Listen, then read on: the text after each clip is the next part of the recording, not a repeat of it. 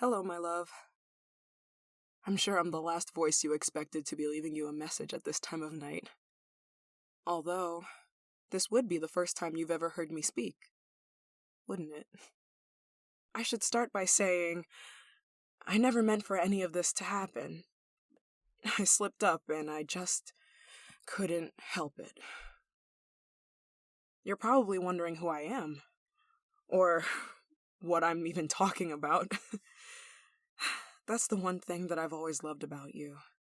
You're just so naive. I truly am going to miss you while I'm away. I'm going to miss watching you wake up in the morning, only to spend another 10 minutes in bed.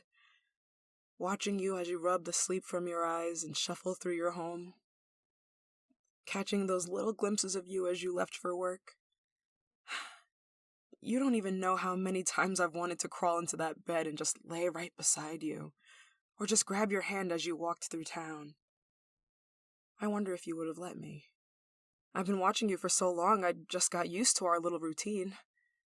I could perfectly time when you'd move from room to room in your house, so I knew when to change hiding spots. I even knew where to hide while you ran your weekly errands. That way you would never even know I was there. But I was, darling. I was always there. And you never seemed to find me. Sometimes I wish you did. That way I wouldn't have to confess.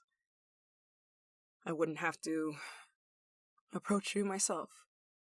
You'd just catch me, hiding in your closet, or that car that follows yours just a little too close, or those moments when you were alone but it just didn't feel like you really were. Maybe that's why I started getting so careless. I started to get sloppy. Instead of hiding, I'd sit right behind you, watching.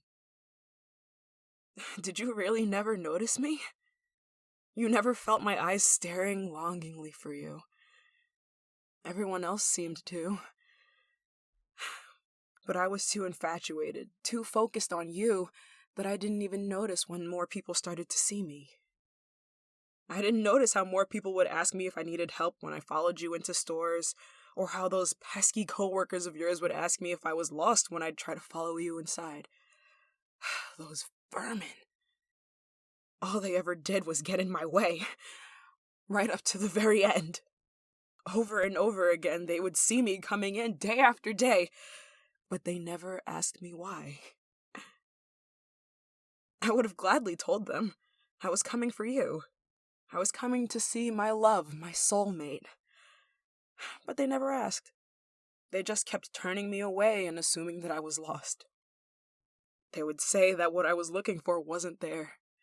But oh God, were they so very wrong. I suppose I should be glad, though.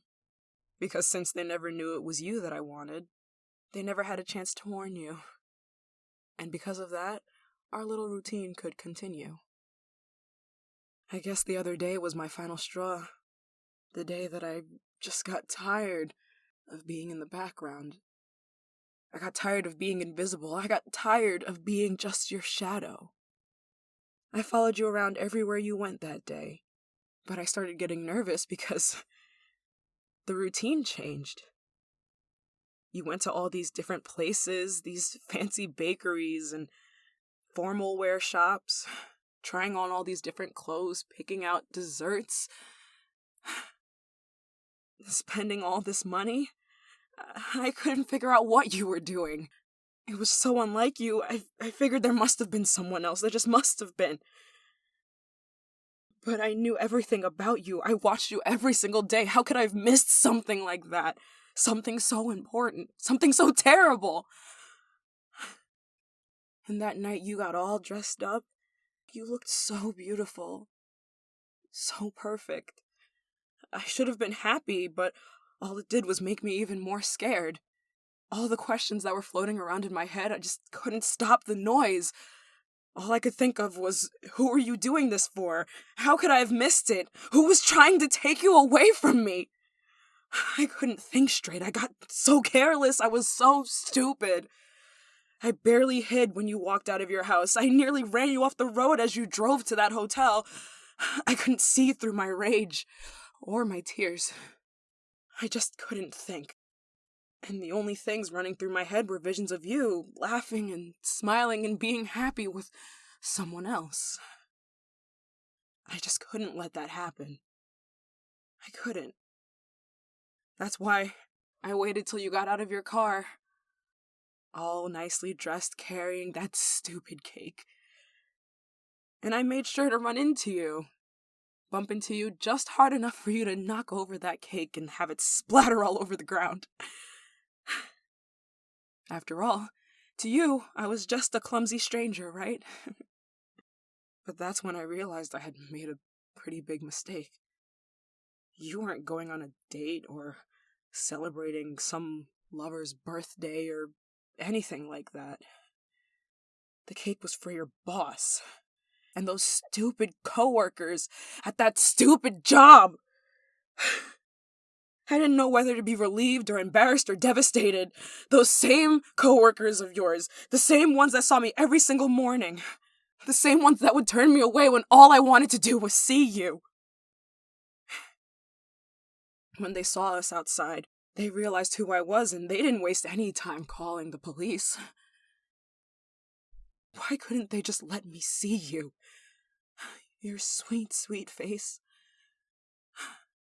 You looked so confused, even though I was right in front of you.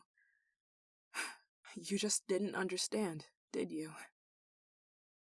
I wish I could have said something. There's so many things that I've been meaning to tell you, that I've been dying to let you know. But I was just frozen. I'd never been so close to you. Close enough to really look into your eyes.